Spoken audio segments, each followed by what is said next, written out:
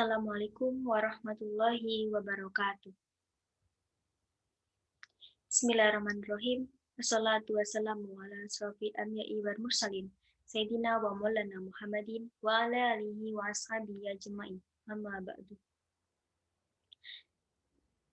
Di sini saya Wahyu Marganinda dari program studi Perbankan Syariah angkatan 2019. Di sini saya akan menjelaskan kultum singkat mengenai riba, salah satu dosa di penghujung bulan Ramadan. Sobat ekonom Rabbani yang dirahmati oleh Allah, tidak terasa lagi bulan Ramadan segera berakhir. Momen yang dirindukan umat Islam ini akan beralih ke bulan Syawal. Bulan Ramadan adalah bulan yang penuh rahmat. Bulan keagungan karena dimuliakan oleh Allah Subhanahu wa taala di antara semua bulan yang ada. Namun, meski penuh rahmat dan memiliki banyak kebahagiaan, terkadang seseorang tidak menyadari perbuatan dosa yang dilakukan di penghujung Ramadan. Salah satunya adalah riba. Dalam ajaran Islam, riba bukan hal yang baik. Oleh karena itu, pada kultum Ramadan kali ini, saya akan mengajak sahabat ekonom Rabbani semua memahami riba, salah satu dosa di penghujung bulan Ramadan. Sahabat ekonom Rabbani yang dirahmati oleh Allah, agama kita adalah agama yang penuh dengan kebaikan.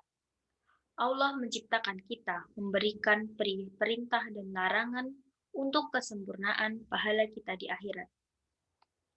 Sebagaimana dakwah baginda Rasulullah Shallallahu Alaihi Wasallam dalam berdakwah memberikan kabar gembira dan peringatan.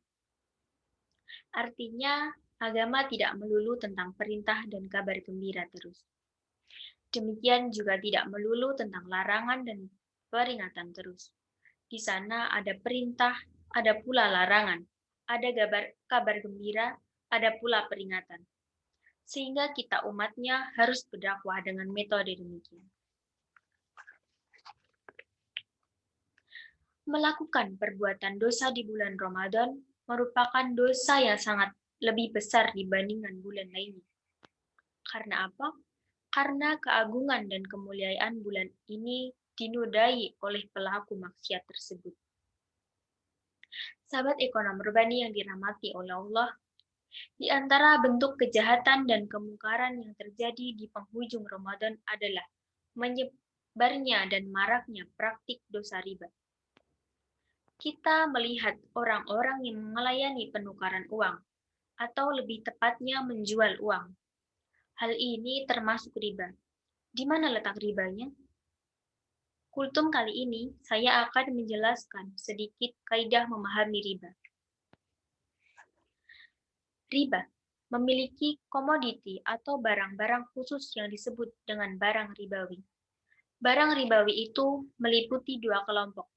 Kelompok pertama adalah kelompok mata uang, sehingga yang merupakan mata uang termasuk dalam kelompok ini, seperti emas, perak, yang merupakan mata uang di zaman Nabi Shallallahu Alaihi Wasallam, kemudian rupiah, dolar, euro, dan lain-lain. Kelompok kedua adalah kelompok bahan makanan pokok yang bila disimpan, seperti kurma, gandum, beras, dan lain-lain. Dua kelompok ini dalam bahasa fikih disebut dengan ilah. Ingat, yang dikategorikan barang ribawi adalah dua kelompok ini. Di luar kelompok ini bukan dikategorikan dalam barang ribawi. Seperti mobil, rumah, dan lain-lain bukan termasuk barang ribawi. Kembali lagi ke barang ribawi. Barang-barang ribawi disebut dengan barang ribawi karena pertukaran ada aturan khusus yang membedakan dengan barang-barang lainnya. Apabila kelompok atau lilah pertama ditukar dengan ilah kedua, kelompok bahan makanan ditukar dengan kelompok uang, maka boleh berbeda takarannya dan boleh hutang. Contoh, uang 10.000 ditukar dengan beras 1 kg. Di sini terdapat perbedaan antara kualitas uang dan kuantitas beras. Dan hal itu pun boleh dilakukan dengan hutang. Uang sekarang dan beras bisa menyusul esok hari. Kemudian yang kedua, barang yang satu kelompok, tapi berbeda jenis. Sama-sama dalam kelompok mata uang, tapi jenisnya berbeda antara dolar dan rupiah. Di sini diperbolehkan terjadi perbedaan tetapi harus kontan. Sebagaimana contoh, uang 15.000 ditukar dengan 1 US dollar. Terjadi perbedaan angka atau nilai 15.000 dengan 1 dolar. Hal ini tidak dipermasalahkan, tapi harus dilakukan dengan kontan. Tidak boleh diberikan 10.000 terlebih dahulu, kemudian 5.000-nya menyusul dengan berjeda. Hal ini, jika dilakukan dengan berjeda, maka dikategorikan sebagai riba nasi'ah atau riba penundaan. Untuk contoh yang ketiga, demikian juga misalnya sama-sama kelompok bahan makanan, tetapi beda jenis. Contohnya, beras ditukar dengan kurma. Boleh berbeda takarannya, tapi harus kontan. Misalnya, beras 1 kg ditukar dengan 2 kg kurma. Hal ini diperbolehkan, tapi syaratnya harus tunai, tidak boleh ada penundaan. Barang satu kelompok dan sejenis, misalnya sama-sama kelompok mata uang dan sama jenisnya. Emas ditukar dengan emas, maka harus sesuai kuantitas dan tidak boleh terjadi penundaan. Emas 24 karat yang lama ditukar dengan emas 24 karat yang baru. Tidak boleh terjadi penambahan atau tukar tambah. Apabila terdapat selisih atau penambahan, hal ini dikategorikan sebagai riba fadl atau riba penambahan. Demikian juga rupiah dengan rupiah. Harus sama dan harus kontan.